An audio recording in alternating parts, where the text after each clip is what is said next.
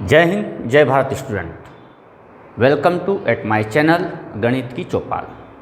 Friends, we have continuously work at chapter 2 polynomials of class 9th and we have completed our question number 1 to 2 of exercise 2.4 in my previous video.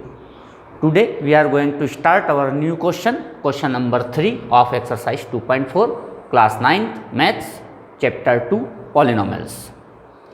What is the question? Question number 3. Find the values of k. Find the values of k. If x minus 1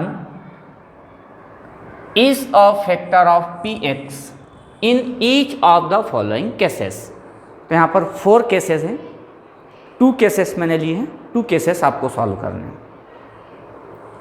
find the value of k if x minus 1 is a factor of px।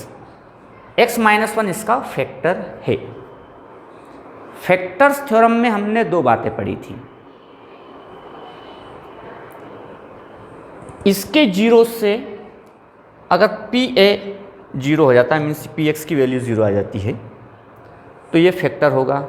इसका opposite, अगर ये इसका factor है तो इसकी value zero होगी। इसकी value zero होगी अगर ये इसका फैक्टर है। ये फैक्टर थ्योरम में हमने 2 पॉइंट पढ़े थे, A and B. Okay friends, तो ये इसका फैक्टर, तो हम सबसे पहले इसका जीरोस फाइंड आउट करते हैं। तो यहाँ लिखेंगे late x minus 1 is equal to 0, then x is equal to 1. Since x minus 1 is a factor of px, therefore अब ये इसका फैक्टर है तो ये 0 होगा। x square plus x plus k is equal to 0. Putting the value of x, then we get 1 square plus 1 plus k is equal to 0. Then we get 1 plus 1 plus k is equal to 0.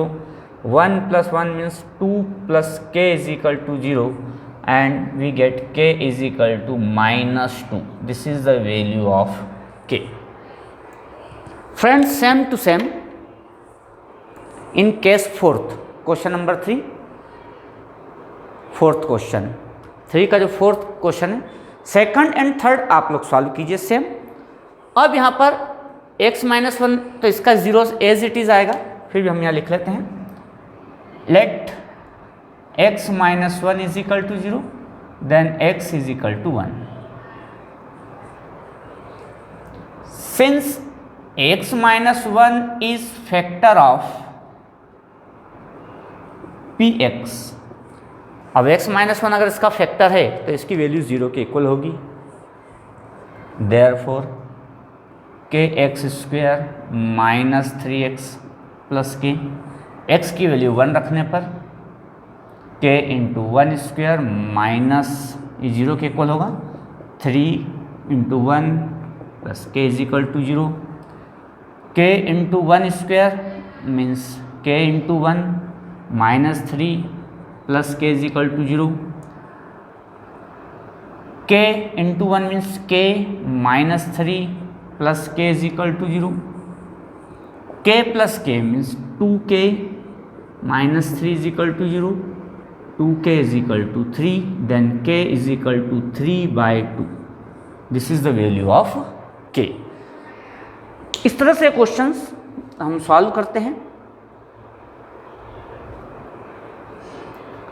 तो बहुत easy questions हैं और आप easily इसके जो second and third questions है उसको solve कर पाएंगे। Question number 4, factorise. इसको आप बहुत अच्छे से समझ लीजिए, क्योंकि फैक्टोराइज करना आगे मैथ्स में बहुत ज़्यादा यूज़ में आता है और कई स्टूडेंट प्रॉपरली फैक्टोराइज नहीं कर पाते हैं किसी अलजेब्रिक एक्सप्रेशन को। यहाँ पर हमारे सामने एक अलजेब्रिक एक्सप्रेशन है, या हम ये कहें कि एक पॉलिनोमियल है, इसको फैक्टर करना है। अब नॉर्मल नंबर्स में आप फैक्टर इजीली कर लेते हैं, जैसे फॉर एग्जांपल 12 हमने पूछा भाई इसके क्या फैक्टर हैं, तो आप इसको लिख सकते हैं 2 इंटू 6 एक फैक्टर है, 4 इंटू 3 इसका फैक्टर है, 3 इंटू 4 एक फैक्टर है, 12 इंटू 1 इसके फैक्टर हैं। तो आप इसको इजीली फैक्टर कर सकते हैं। सीधी सी बात है, इसके मल्टीप्लिकेटिव फॉर्म में कन्वर्ट करना। लेकिन एल्जेब्रिक एक्सप्रेशन को फैक्टराइज करना, ये थोड़ा सा सिस्टम अलग है। तो फ्रेंड्स, यहाँ पर हम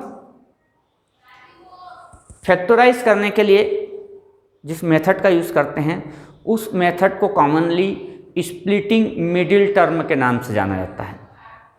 स्प्लिटिंग मिडिल टर्म चाहे जहाँ यूज़ नहीं होती, जहाँ मिडिल टर्म होती है वहीं पर इसका यूज़ किया जाता है, इसलिए इसको स्प्लिटिंग मिडिल टर्म कहा गया।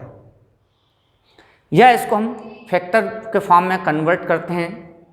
अब इस प्रोसेस को आप बहुत अच्छे से समझिए। कुछ स्टूडेंट डायरेक्टली कर लेते हैं, लेकिन कुछ स्टूडेंट डायरेक्ट नहीं कर पाते, तो मैं उस लास्ट लेवल पर जो स्टूडेंट है जो डायरेक्टली यूज़ नहीं कर पाता उसको ध्यान में रखते हुए इसको समझाऊंगा। इसको फैक्टराइज करना है, स्प्लिटिंग मिडिल टर्म का यूज़ करना है, क्योंकि यहाँ पर मिडिल टर्म है। स्प्लिट करने का मतलब है टर्म को ब्रेक करना, 2 पार्ट में तोड़ना। लेकिन वे 2 पार्ट कौन से होंगे, इसका सिलेक्शन करने की एक प्रोसेस है, उस प्रोसेस को समझिए। मैं 7 को ब्रेक करना चाहता हूँ, या तो एडिशन के फॉर्म में या सब्ट्रैक्शन के फॉर्म में। अब एडिशन के फॉर्म में होगा, सब्ट्रैक्शन के फॉर्म में होगा, वे कौन से 2 नंबर्स होंगे, इसका मुझे सिलेक्शन करना है।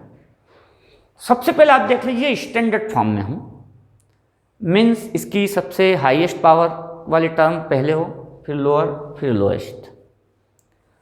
अब आप यहाँ पर देखेंगे कि इस टाइप की पॉलिनोमियल हो गई ax² plus bx plus c, means हम इसको a मान लें और इसको c मान लें। कहने का मतलब है मुझे a और c का मल्टीप्लाई रफ में करना होगा। ये a है और ये c है। ये प्रोसेस केवल इस टाइप के पॉलिनोमियल में ही काम में आएगी। इस मेथड को आप और वेराइटी में यूज़ करना चाहें तो वहाँ काम में नहीं आएगी, इसलिए इसको मैं यहीं तक लिमिट कर रहा हूँ। तो हमने a और c का मल्टीप्लाई क्या, सामान्य लैंग्वेज में कहें कि फर्स्ट टर्म का जो नंबर है वो लास्ट में जो कांस्टेंट है उसका हमने मल्टीप्लाई किया। तो 12 एंड 1 का मल्टीप्लाई हुआ, 12 1 जा 12, मेरे पास आंसर आया 12। अब 12 के कितने फैक्टर्स हो सकते हैं वो मैं लिख लूँगा। तो पहले मैं 1 से स्टार्ट करता हूँ। तो 1 अगर एक फैक्टर है तो दूसरा 12 होगा, 12 का 2 एक फैक्टर है तो दूसरा 6 होगा, क्योंकि 2 इंटू 6 12। 3 एक फैक्टर है तो दूसरा 4 होगा, 3 4 जा 12। 4 एक फैक्टर है तो अगला फैक्टर 3 होगा। अब फैक्टर सेम है, सीक्वेंस अलग अलग है लेकिन फैक्टर्स तो सेम है, 4 एंड 3 4 एंड 3। तो इससे आगे आपको नहीं जाना है, ठीक है। अब आप देखिए कि आपका कांस्टेंट प्लस का है, पॉजिटिव है, तो आपको इनको प्लस करके देखना है मिडिल टर्म किससे आ रही है। फॉर एग्जांपल इसको प्लस किया, 1 प्लस 12 13 होता है, लेकिन मुझे 7 चाहिए, मुझे 7 चाहिए। 2 प्लस 6 8 होता है, मुझे 7 चाहिए। 3 प्लस 4 7 होता है। मतलब ये वे 2 नंबर है जिसमें हम स्प्लिट कर सकते हैं। अब हमने प्लस क्यों किया, क्योंकि हमने देखा कांस्टेंट प्लस का है। अगर यह माइनस होता तो हम सब्ट्रैक्ट करके देखते हैं, ठीक है। ऐसा भी कहा जाता है कि दोनों का मल्टीप्लाई 12 1 जा 12 भी ये पॉजिटिव आया है तो आंसर पॉजिटिव आया, इसलिए ऐसा अलग अलग तरीके से इसको देखा जाता है। अब 3 एंड 4 2 फैक्टर हैं, तो 12x² as it is minus as it is हम बड़ा नंबर पहले लिखेंगे, 4x प्लस 3x। अब देखिए 7 को मैंने 2 पार्ट में ब्रेक किया है, 4x प्लस 3x। अब 4x प्लस 3x में करना है, ये किसे पता चलेगा, तो ये एक रफ वाली प्रोसेस से हमें पता चलता है कि हमें किस तरह से इसको स्प्लिट करना है। तो आप देखेंगे 7x को हमने 2 पार्ट में ब्रेक कर दिया है। तो 2 फैक्टर मिले थे मुझे 3 एंड 4। 3 प्लस 4 7 आता है, 3 प्लस 4 7 मिला। इन दोनों से 7 नहीं आ रहा था, इसलिए हमने इनको रिजेक्ट किया।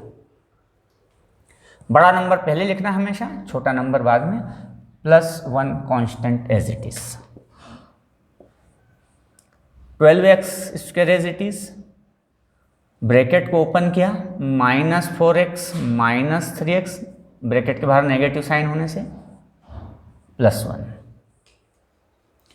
अब ये दो नंबर, इसका पेयर बनाएंगे हम, 12x² -4x, एक पेयर ये बना, माइनस, अब ब्रैकेट के बाहर नेगेटिव साइन होने से ये नेगेटिव है तो पॉजिटिव हो जाएगा, ये पॉजिटिव है तो ये नेगेटिव हो जाएगा। इस तरह से हमने दो पेयर्स बना लिए, एक ये और एक ये।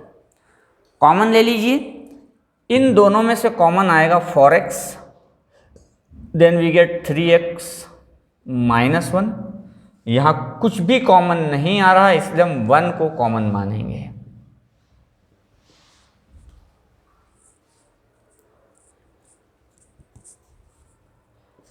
ओके, 3x -1, 3x -1 पूरे में से कॉमन है, फिर हमने कॉमन लिया, we take common 3x and write 3x -1 into 4x -1।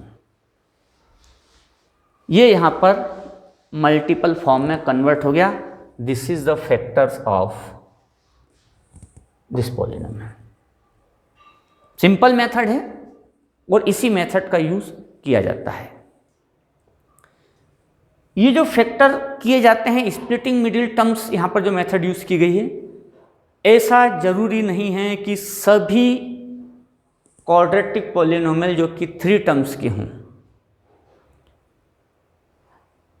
उनका स्प्लिट पॉसिबल हो, ऐसा जरूरी नहीं। जिसका स्प्लिटिंग होगा उसका ही हो पाएगा, अदरवाइज नहीं हो पाएगा। इसलिए कई बार कुछ अदर एग्जांपल्स हम ऐसे लेते हैं, उसको हम स्प्लिटिंग में से फैक्टराइज करने की कोशिश करते हैं तो नहीं हो पाते। इसलिए सभी वैरायटी के इस टाइप के क्वेश्चन में मेथड अप्लाई हो ऐसा कंपलसरी नहीं है, इसको आप अच्छे से ध्यान रखें।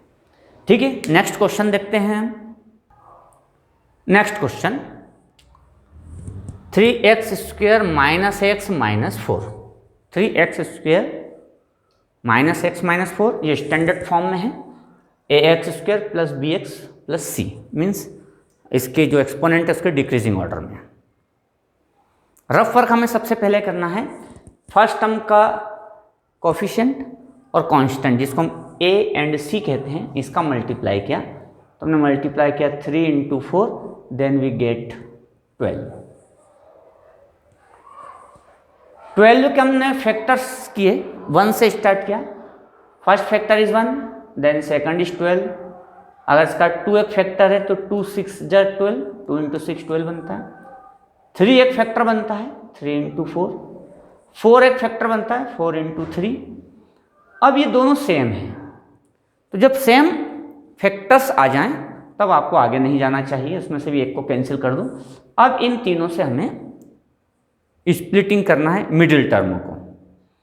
अब एडिशन करना है सब्ट्रैक्शन, तो आप देखें कांस्टेंट को, कांस्टेंट माइनस का है, यहाँ पर सब्ट्रैक्शन हो रहा है माइनस, तो आप इनको माइनस करेंगे।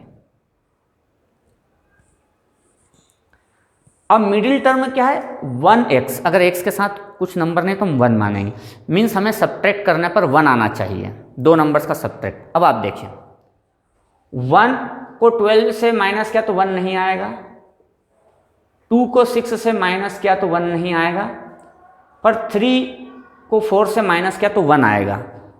ये ऑर्डर अलग अलग हो सकते हैं, 3 - 4 या 4 - 3, पर इन दोनों को आपस में सब्ट्रैक्ट करने पर 1 आ रहा है।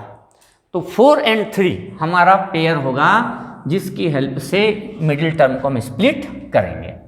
Okay, 3x² minus as it is, मैंने पहले वाले वीडियो में, पहले वाले क्वेश्चन में कहा था कि 3 और 4 इनसे स्प्लिट करना है और वो भी सब्ट्रैक्ट करते हुए, तो आपको बड़ा नंबर पहले लिखना है, 4x - 3x। तो आप देखेंगे 4x - 3x करने से x आ जाता है और ये माइनस से माइनस मिल जाएगा। इस तरह से मिडिल टर्म को स्प्लिट कर दिया गया। ब्रैकेट ओपन कीजिए, 3x² - 4x -1 + 3x -4, इन दोनों का पेयर बनाइए, इन दोनों का पेयर बनाइए। 3x² माइनस 4x, इन दोनों को एक साथ लिया, प्लस 3x माइनस 4। अब इसमें से आप कॉमन लीजिए, यहाँ से x कॉमन आएगा, 3x स्क्वायर माइनस 4, यहाँ कुछ भी कॉमन नहीं इसलिए 1 कॉमन आएगा, सॉरी x कॉमन आने से 3x माइनस 4, 1 कॉमन लेने से 3x minus 4, again 3x minus 4 common, 3x minus 4 ये कॉमन आ गया तो बचेगा x प्लस 1, x प्लस 1। देखिए ये मल्टीपल फॉर्म में आ गया और यही इसके फैक्टर्स हैं। तो एक सिंपल मेथड है, इसका यूज़ करके आप इजीली इस टाइप की जो पॉलिनोमियल्स होते हैं 3 टर्म्स के, जिसको हमने पहले भी बताया था मिडिल टर्म होना है तो स्प्लिटिंग मिडिल टर्म मेथड कहा जाता है इसको। तो ये ट्राइनोमियल है और उसको हम इस तरह से सॉल्व करते हैं, साथ में क्वाड्रेटिक भी है। तो क्वाड्रेटिक ट्राइनोमियल, ये इस तरह की जो पॉलिनोमियल्स है आप उसको इस मेथड से इजीली सॉल्व कर सकते हैं। और मैंने ये भी कहा कि इस तरह के सभी पॉलिनोमियल्स या अलजेब्रिक एक्सप्रेशन का स्प्लिटिंग मिडिल टर्म से फैक्टर हो ये जरूरी नहीं है, ठीक है। इसलिए कई बार हम बहुत प्रयास करते हैं और वो स्प्लिट नहीं होती है, इस मेथड का भी यूज़ करते हैं लेकिन हम सॉल्यूशन तक नहीं पहुंचते हैं, तो कई बार ऐसा भी होता है, ठीक है। तो इस तरह से आप फैक्टराइज कीजिए। अब हम इससे ज़्यादा टर्म वाले फैक्टराइज करेंगे, वो नेक्स्ट क्वेश्चन में। तब पुनः मिलेंगे, तब तक के लिए जय हिंद, जय भारत।